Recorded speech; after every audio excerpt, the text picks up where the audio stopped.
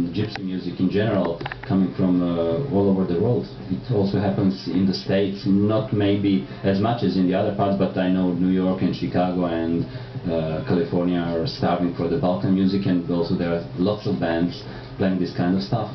Yeah, it's all over. I've heard this before on your show even. We hope it's not a fad. Yeah, I can tell you why I love it. Yeah, you know, that's all I've got. Why do you play it? Because you love it? I fell in love with actually Bulgarian music years ago, and lately it's turned into a fascination for all of us with music all over the Balkans. I mean, as you well know, there's so many people coming together and so much history, a lot of it so turbulent. It just makes for such interesting people, and I guess ultimately music. People I'm learning now, this being my first time to Belgrade or to Serbia.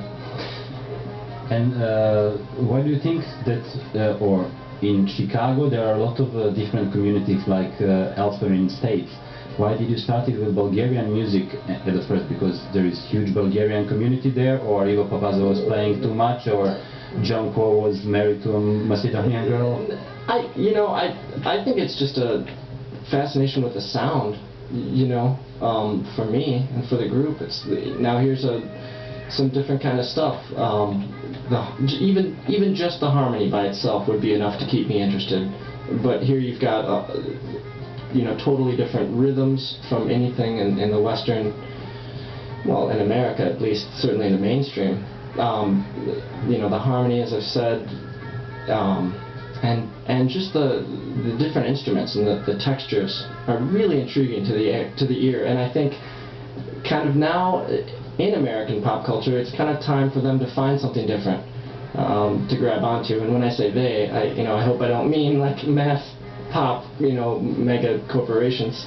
Would you like it? Total commercial success? No. I mean that like really big corporations take on the Balkan stuff and no, because I swallow it and then spit it up. No, I wouldn't like that. I think that they would do what they do to every kind of, as I say, fad. They ruin it. They water it down. It becomes least common denominator, and I think that's happening already, even with you know, Balkan music and even, you know, like styles and dress and yeah, maybe because I'm, you know, slightly involved in it, but it is pervasive. Okay, let's start with the music. The last CD is called Folk Tales, and we're going to hear Balkan Healer.